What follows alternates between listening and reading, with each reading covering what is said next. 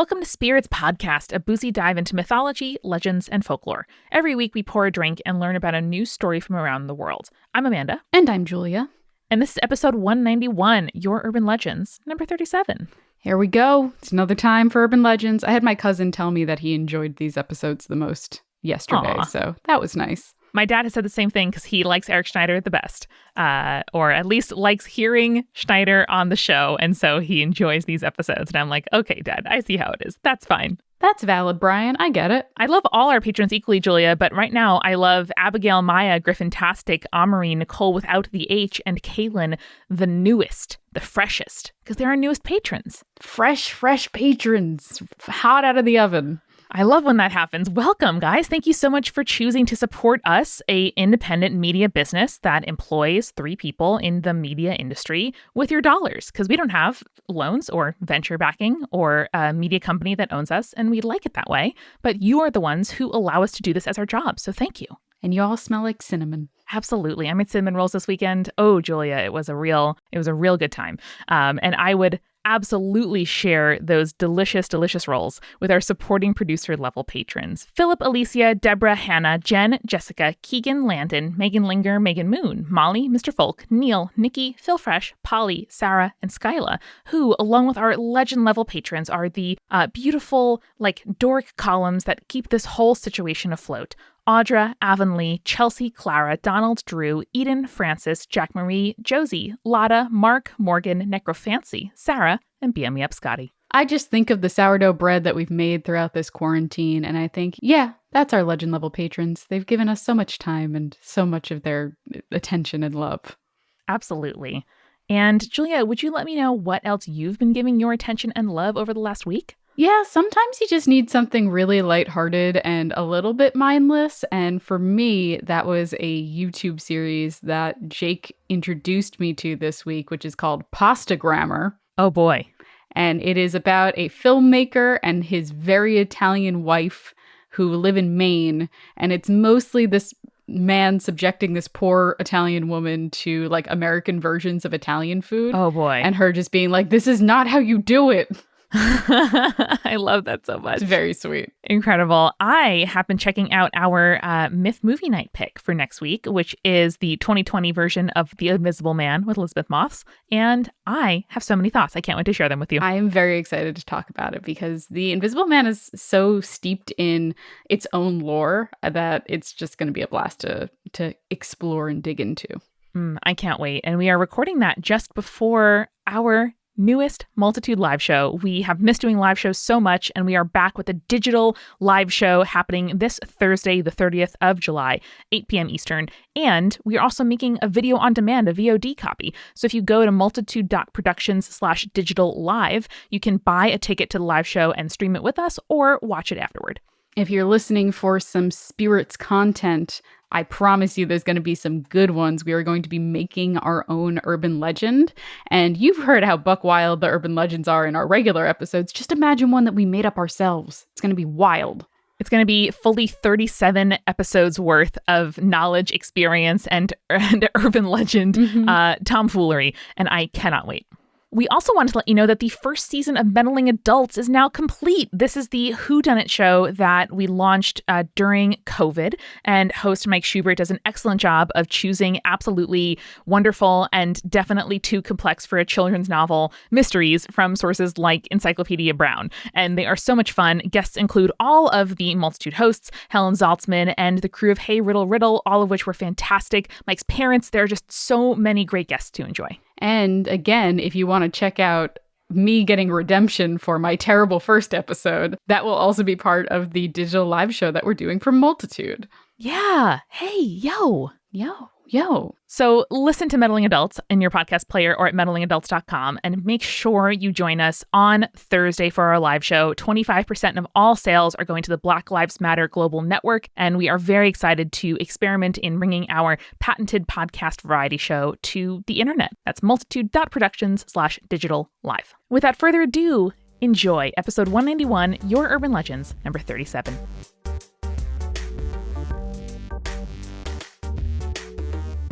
How are we all doing today? Amanda, you recently came back from your vacation. I did. It was very nice and staring out into the forest on a cloudy day reminded me how many spirits are out there and things that I don't know about. So it was a nice little, spookifying. Spooky specters. I love it. Yeah. It is time to get spooky. We've got a whole bunch of spooky stuff to go over, I'm sure. I've got some dog spooky stuff. I've got some Everglades spooky stuff, all kinds of stuff. I love that. I love how inherently haunted Florida is. Maybe can you open up with that one? Yeah, let's get right to it with talking rocks at the Everglades Historical Bed and Breakfast. Ooh, I love a bed and Fantastic. breakfast.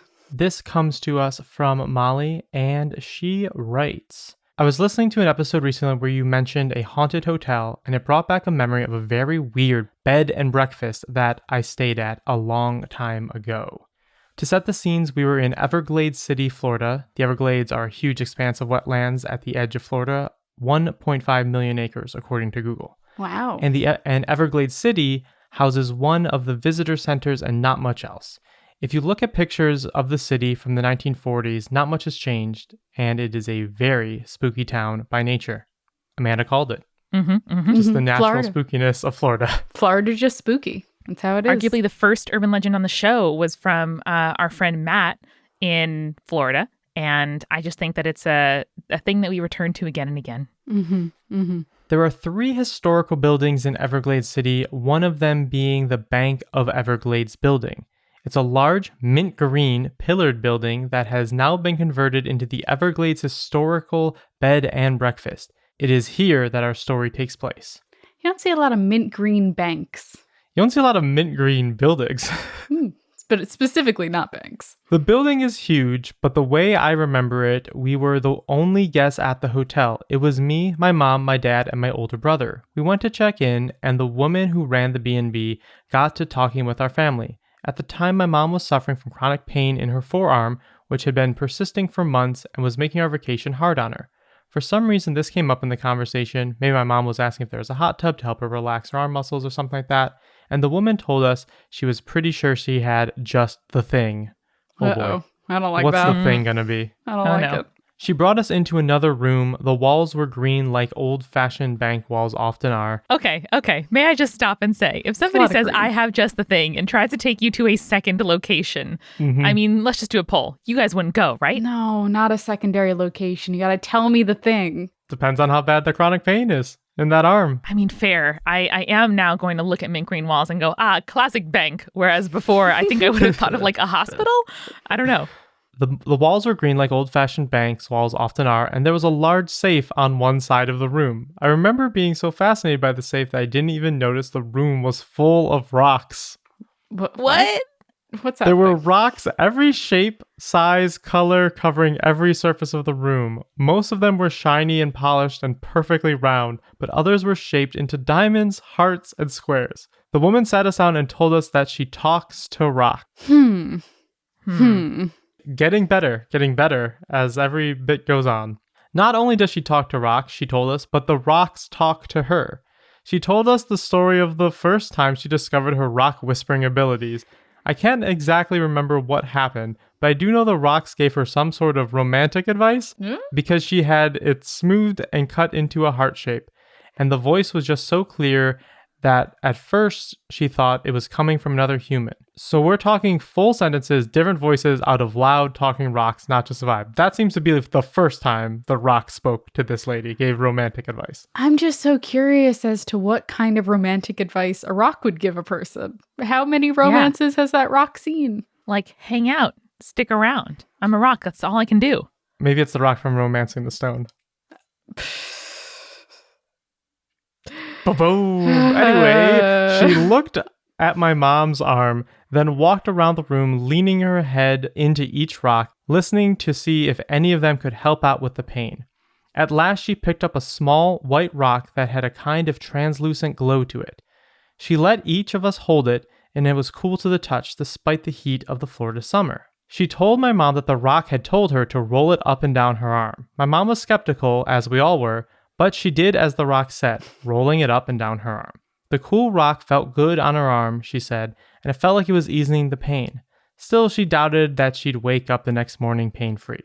The next day, we woke up to banana nut muffins and cereal placed outside our door. I love a banana nut muffin. And my mom never felt pain in that arm again. What? Needless to say, What? we left a good tip for the excellent service. I hope you find this story fun. I remember it was one of the weirdest hotel experiences of my life. Love the show and hope y'all are keeping safe. Molly. Wow. I mean, that could have gone much worse. Yeah. Haunted Rock could have been worse. A lot worse. Yeah. And I don't know. I think just, massaging a sore muscle with a smooth, pleasant rock, it's not going to hurt anything. I mean, Yeah. there's a reason people get hot stone massages. That's a thing. Totally. That's very pleasant. Who's got a story to follow up my talking rocks with?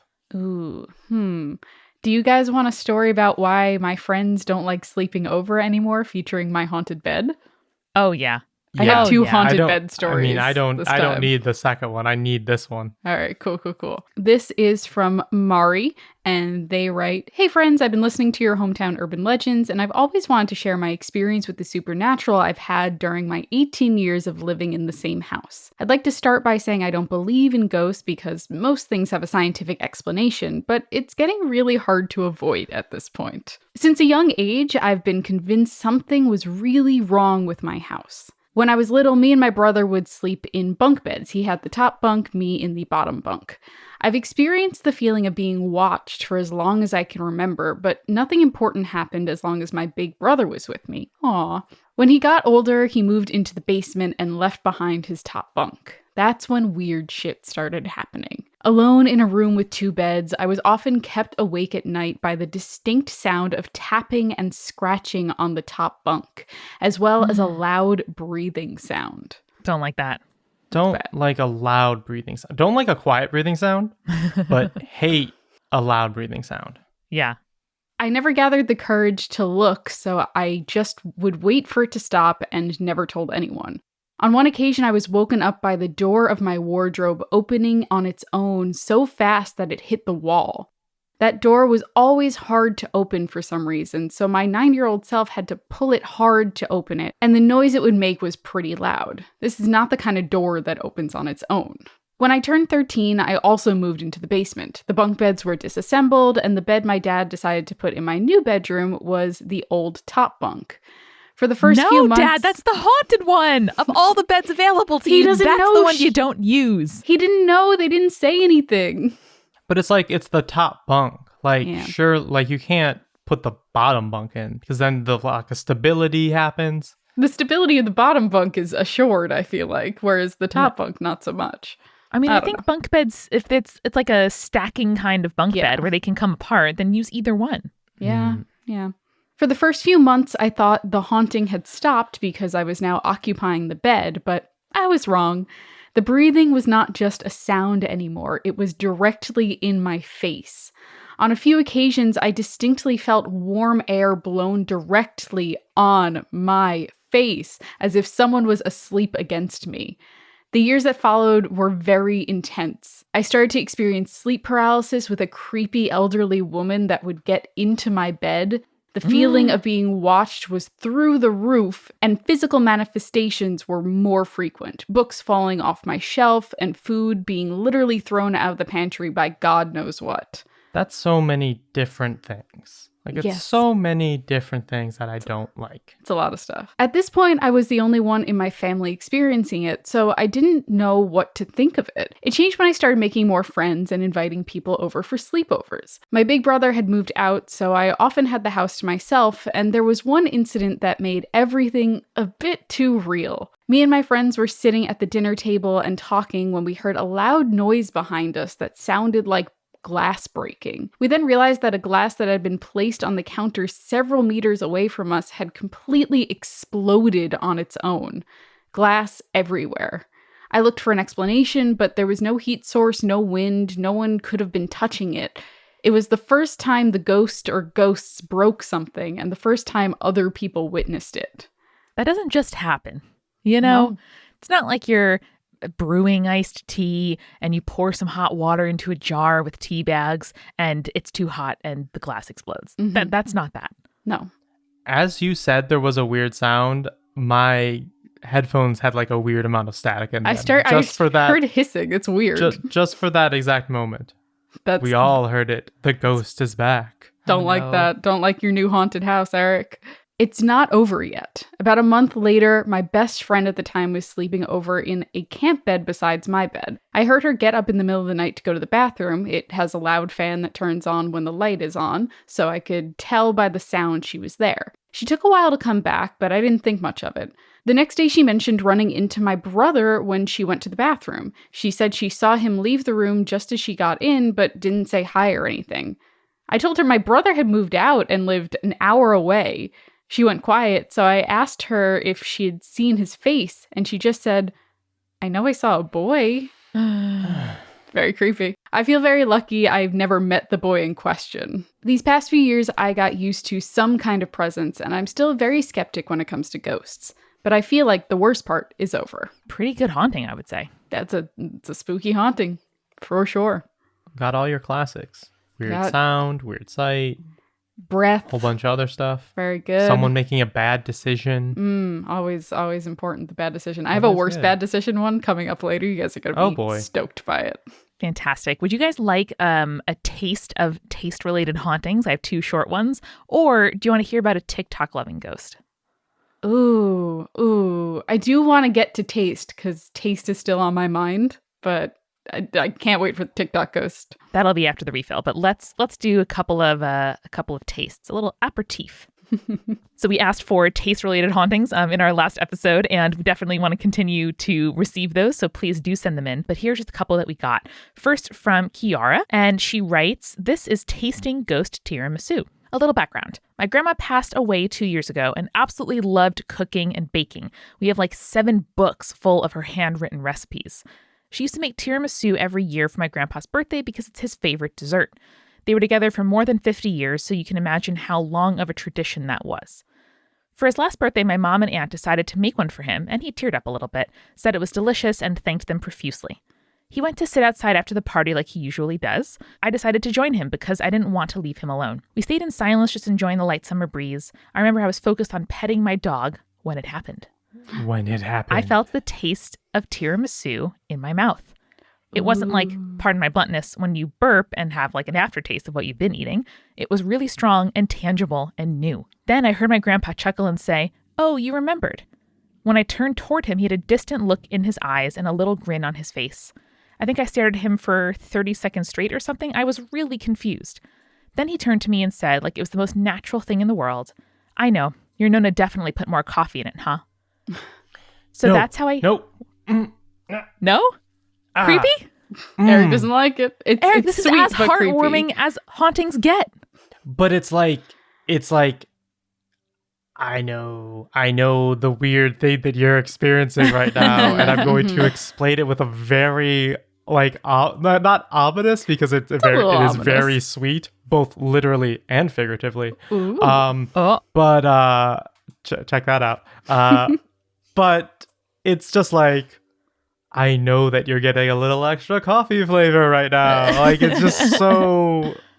Yeah, it's a little spooky. I gotcha. Well, Kiara finishes by saying, "That's how I tasted a ghostly dessert. I know it doesn't count as tasting an actual ghost, but I do think it comes pretty close. By the way, my grandpa just laughs and shakes his head if I bring this up in front of the family. I guess it's kind of an inside joke between me, him, and my Nona's ghost." I love having an inside joke with a ghost.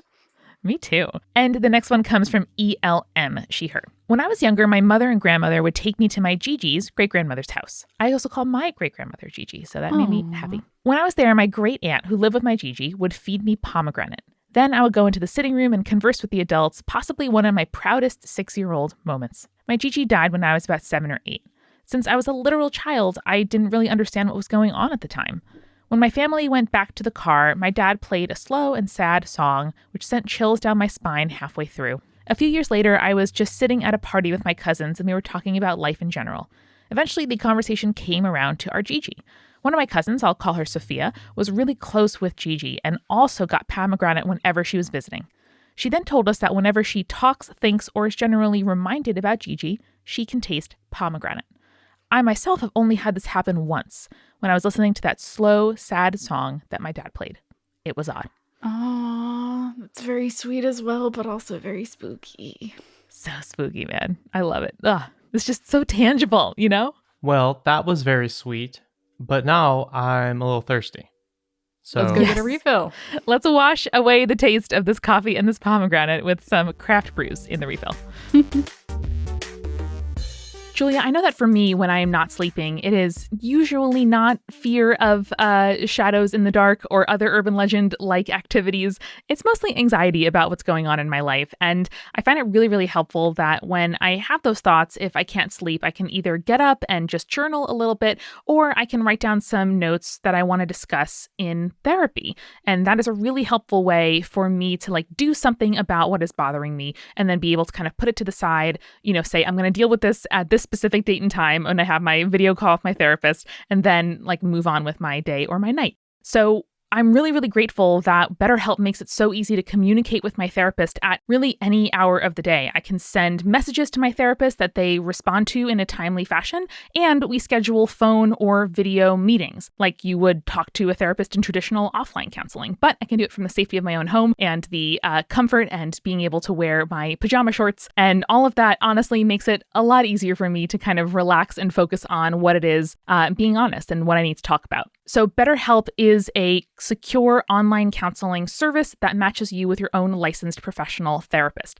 They have a broad range of expertises, and they are available worldwide, no matter where you are. It is more affordable than traditional offline counseling, and financial aid is available. Plus, they make it really easy and free to change counselors if you ever need to do that. So go ahead to betterhelp.com/spirits to get 10% off your first month of counseling. That's betterhelp.com/spirits to get 10% off. Yep, join over 1 million people who are taking charge of their mental health with the help of an experienced professional. That is BetterHelp, HELP.com/spirits. We are also very happily every day sponsored by Tula House, which is an absolutely beautiful indoor plant and design store in Brooklyn that was founded to bring people closer to nature while also exploring new ways to design and experience plant life, like beautiful pots and watering tools and shirts. And Tula provided the plants for the Multitudio. It is absolutely fantastic. I love coming into the office each day and greeting my beautiful plants, which have trellised and grown so long that I've had to figure out new ways to store them and propagate them. But Tula is fantastic. This team is so lovely. They check in with me every now and again and are like, how are the plants doing? And I'm like, great, Tula. Thank you. You're beautiful. The really cool thing, too, is that they provide these kind of exclusive uncommon finds drops on Tuesdays that include these rare plants and one-of-a-kind pottery. So it's beautiful, and also rare stuff is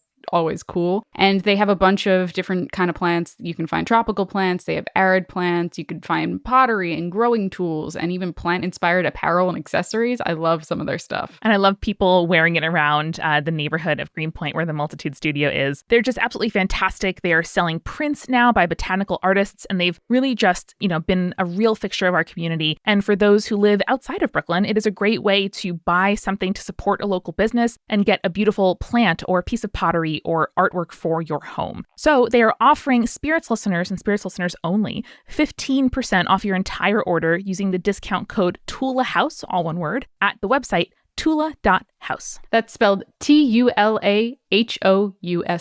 Tula House at the website tula.house. And while you're at it, go ahead and follow them on Instagram. They are so good. Their stories are beautiful. Their paint is so soothing. It's at Tula House. Design for all living things. Thanks, Tula. Amanda, adapting to having long hair after being a short-haired person for a very long time has kind of been a challenge for me over the past couple of years. I just don't know what to do with it all. That makes sense to me. You have beautiful hair. It is wavy and a lovely color, but it seems like it is a lot to deal with. It is a lot to deal with, and I feel like a lot of the promises that are made by shampoo and conditioner companies are often, they just don't work for my hair. They're like, oh, well, this will smooth it out or it'll be less frizzy, and then I use it and then it just does nothing. It looks exactly the same. But that's not the case, Amanda, when I tried Function of Beauty. Function of Beauty is hair care that is formulated specifically for you. So no matter what your hair type is, they're going to create a shampoo, a conditioner, or a treatment that fits your unique needs. They have over 54 trillion possible ingredient combinations to make sure your formula is as unique as your hair is, which is absolutely wild. That is an impossible number in my brain. It is very big. And they even let you choose the strength of the scent, which I really appreciate, because I'm like, I would like a whisper of eucalyptus, but not like a full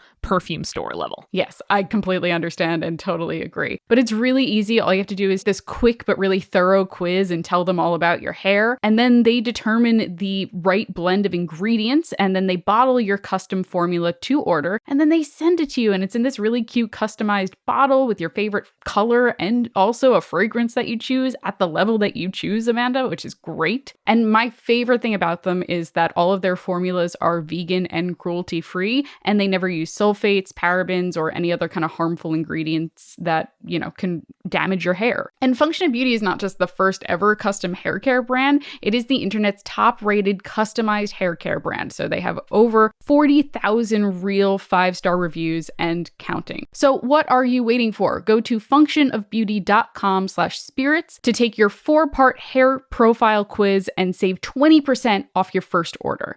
Go to functionofbeauty.com/spirits for 20% off and let them know you heard about it from our show. That's functionofbeauty.com/spirits.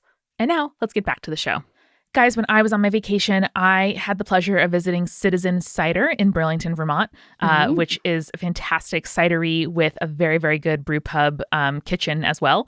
And I must have tried like 4 different ones of their ciders because they were all so delicious. And I think my favorite is probably the Dirty Mare, which is a gingery kind of cider that Citizens makes. And they have distribution all over the U.S., but particularly if you're in New England, you should check them out. They're wonderful.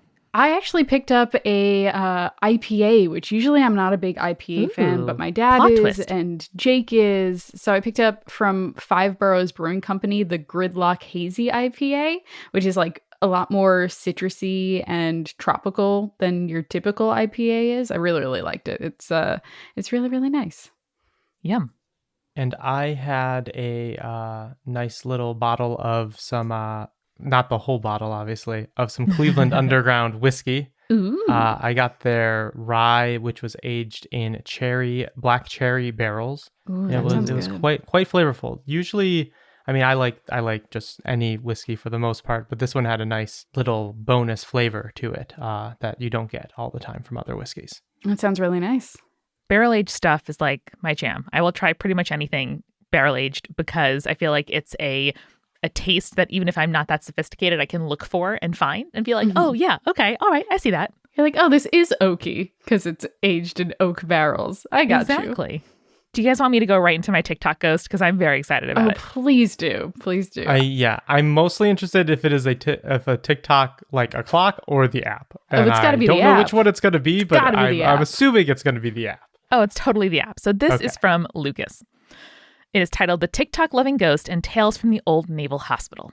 I'm here to share some stories from my time in southern France at my school. Last summer, I and my family stayed in a shared house with some family friends. I believe it dates back to the 1600s or so. There were 5 other families with us. Side note, oh my God, what a gigantic vacation. Everybody had kids, but I was the only trans kid, and they didn't know what to do with me, so I got my own room and bathroom and the entire 2nd floor of the carriage house. Oh, hell yeah, trans rights. It's wonderful. Okay. I was super happy with this because I wouldn't have to deal with the other children, but slowly I started to notice things.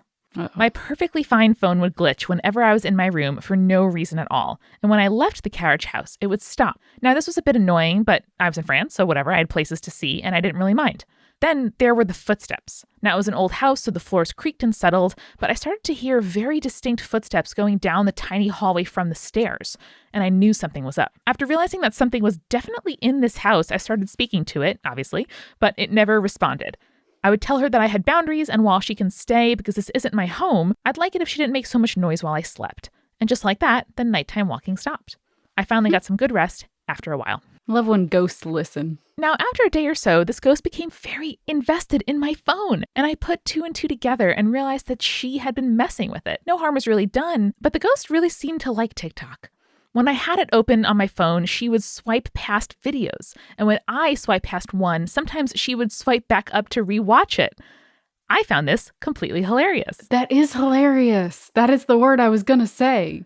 Then when it came to me filming TikToks, she would mess with the focusing and stop the recordings. I even have screen recorded evidence of her doing this. which if you're interested, I can send. Yes, no please. offense, Lucas. I don't want this. Oh, so I you do. can send it and write in the subject line, TikTok for Julia, because I have no interest in watching this ghostly apparition. Yeah, I don't need haunted video files. No. That's not for me. I want it. I left France after about a week, and it's one of my favorite stories to tell and my best evidence of paranormal that I've ever gotten on film. Now, for some local stories back in Washington, D.C., where I'm from. Despite what you may think, there aren't that many ghost stories I've heard of in D.C. I go to a small private school that has classes in an old naval hospital that was restored when I was little. Some of the windows and most of the wood are original, though. The hospital was built after the Civil War, so I don't think there are any Civil War ghosts. As the history goes, it was mostly used as a school and hospital starting in the 1900s, and there are signs all over the building about its history. Despite not being used during the Civil War, it is very haunted, but we've never actually seen the ghosts unless you want to count the time some historical reenactors came and seeing a 1900s nurse run down the hall almost made me shit myself. Me too. Listen, Sleep No More? Oof. If you've been, you know, very bad. Every room has a name, and most of them have their own weird ghosts. In Shiner, there is a picture that swings on the wall when there's no breeze and the AC is off.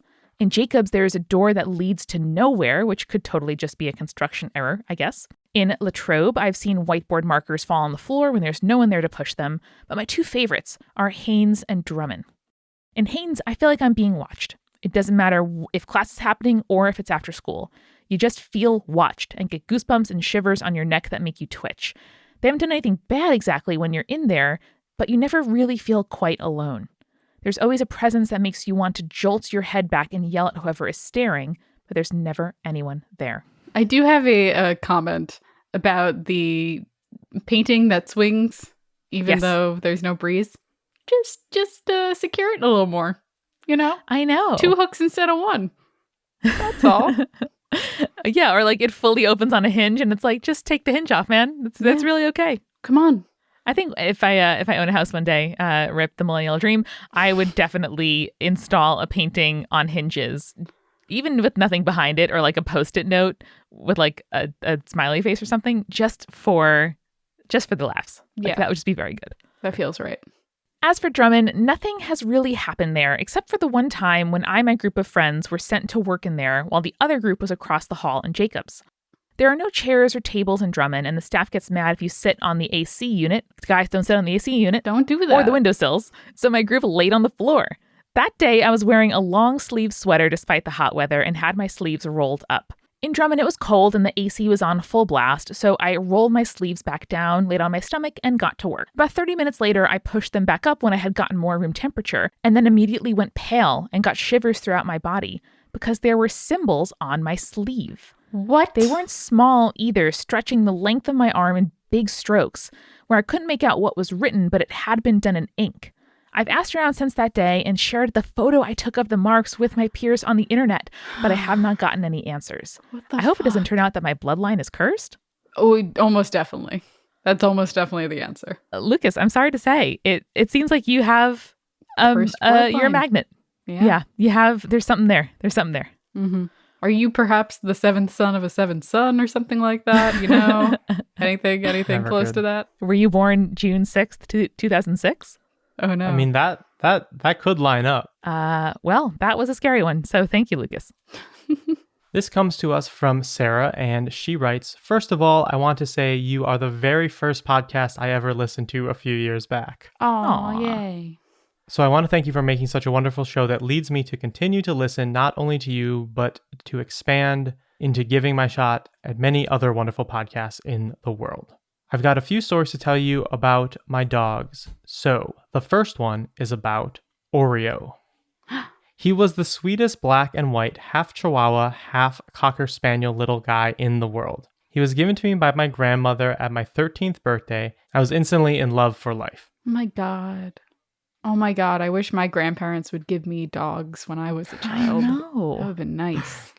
I moved him out with me when I moved out of my parents' house at 22 after college. He was my constant companion. When he passed on when I was 26, I was an absolute wreck. He'd been with me for literally half my life and was my comfort for most of my hardest moments. A few days after he passed, I was struggling to keep it together. I wasn't eating or sleeping much, I wasn't functioning, and I knew my friends and family were concerned. As I was standing in my bedroom trying to fold laundry, I was overtaken by grief. I could barely breathe. I started to worry that I wouldn't be able to breathe if I couldn't get together when the lamp across the room turned off. It wasn't the bulb that burned out or the power that went out. I heard a very distinct clicking sound of the switch being turned to off. It snapped me out of it. I immediately felt aware of a comfort and calm as I took a huge breath. I knew immediately that it was my little Oreo. Mm-hmm. While I still miss him every day, I really believe that he came to help me and heal me in that moment and let me know that he was all right. Oh, Oreo. I bet he did. The second is about my dog Mochi. Mochi! What a good name! I adopted Mochi shortly after Oreo had passed. A long-haired Chihuahua dachshund who wanted nothing more than to sleep on my lap all day, every day. Oh. Unfortunately, we only had 1 year together before he passed. No, Mochi. What a roller coaster. Eric, are you sure this isn't a stone dog situation here? No, it's nice because the dogs are there to comfort the person. Okay. Dogs are there in spirit. Yes, I dealt with it better than I had with Oreo, but it was still hard. A month after his passing, I decided I was going to throw myself in the project to keep my mind occupied while missing his sweet little face. I had tickets to Comic-Con and a cosplay plan before his sickness got worse. I threw all my energy into this project. For the most part, it worked, and I was absorbed in making it and didn't spend too much time grieving. It was, however, a good way to completely overwhelm myself to get a project I had planned to spend 6 months on done in just one. Oh no. One day I sat in my living room trying to make this dang costume playing TV in the background to keep from being silent. I was starting to feel overwhelmed by everything. I wanted mostly to look back at pictures of Moki and go to sleep.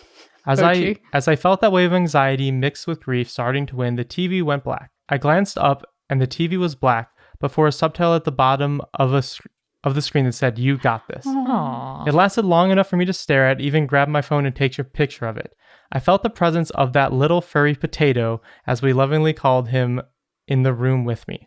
Aww. If he could have crawled into my lap to call me in that moment, that is 100% what he would have done. So I believe that he did the closest thing he could. The screen stayed that way long enough for me to calm down and went back to the streaming selection screen. I resolved to finish my costume with a fresh wave of determination. I did, and it's probably the most successful one I've managed to put together despite all of it. Aww. I think that little pep talk from Moki helped a great deal. These are my 2 stories of my good boy doggo spirits coming to call me and ease me and my heartache after they had to leave me. Dogs are truly a blessing we don't deserve on this earth, but I'm glad we have them. That's so sweet. And I feel like it's a really comparable to a dog just kind of like taking your attention when your attention is going to a bad place, you know, like whether it's licking you or like barking or just trying to get your attention in some other way, and turning off a light or a sound that was in the background is a very comparable, you know, it's just like it brings your attention somewhere else and helps kind of pull you out of a bad moment. Yeah, or when dogs like curl up with you when they know you're sick or sad or stuff like that. Like they just have that sense. So sweet. Mochi, Oreo, we love you guys. Adorable. We'll do my scary one. It's short, but I felt it is particularly scary and ties in with my bed scary stories for this episode. So this is from Annabelle, and the title of it is Ghost Wing Chowdown. Doesn't sound scary. What was that? Ghost Wing Chowdown. Oh, okay. That's just an intriguing series of syllables. Yeah. So Annabelle says, this was from a few months ago. I live alone with my older brother for context. It's late at night and everyone in the house is just about settling into bed and falling asleep. May I just say, don't like the present tense myth. Yep. That creeps me the fuck out. I love it. Send more like this. Anyway. Duh. This house does creak and make occasional noises, but they usually aren't noticeable until the room is silent.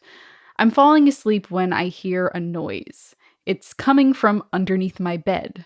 My bed has 2 inches of space between it and the floor. Almost nothing can fit underneath it. The slow realization of this gave me the worst feeling and started pulling me out of my drowsiness. This isn't the worst or most confusing part. The noise I was hearing was like someone was intensely eating chicken wings completely bone clean. It's very specific, but I get it. It was so quiet, terrible, and clear all at the same time. I don't know what it actually was or why I thought of something so specific. I froze in my bed for a couple minutes, then slowly began to turn over and creep towards the edge of my bed. Mind you, I've got the main bedroom of the house, so I have a king-size bed. It was a long, terrible creep over to the edge. When I got there, all there was the pitch-black 2-inch void that was the space underneath my bed. Looking didn't make me feel any better. So I bundled up under the covers and tried to forget about it until I fell asleep, exhausted. Yes, it did stop after about 10 minutes, but even that was enough to seriously freak me out for a good while after. That's it. Just creepy chicken wing noises underneath the bed. I don't like how low Specific? their bed is. Oh, yeah, the 2 inches. No, like 2 inches is there's like low bed. It feels like one of those things where like it can be so expansive if there's something terrible down there, but also it's so tiny when you look at it that it's like, what could be down there? Also, no storage. The gap under my couch is a similar height, and I hate looking under there because then I realize how much dust is there, and then I'm like, ugh, I need to prop up my couch on like risers to Swiffer under there. I hate it. Well, thank you all for writing in. We would love to hear more TikTok and taste ghosts. Yes. So please know that you can always submit your urban legends at spiritspodcast.com and just click on the contact page. Or if your bloodline is cursed, I would love to hear about that too. That's true. That's true. And above all else, remember, stay creepy. Stay cool. Thanks again to our sponsors. At betterhelp.com/spirits, you can get 10% off your first month of secure online counseling. At tula.house, use the code TULAHOUSE for 15% off your order. And at functionofbeauty.com/spirits, you will get 20% off your first order.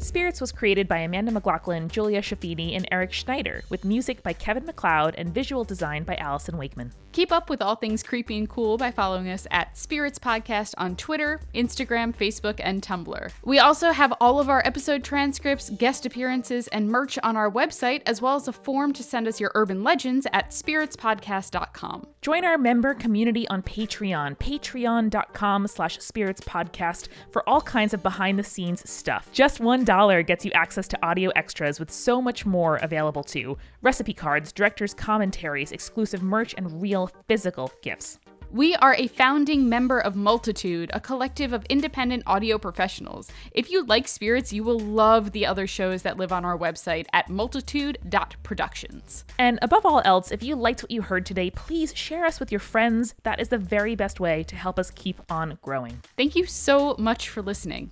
Till next time.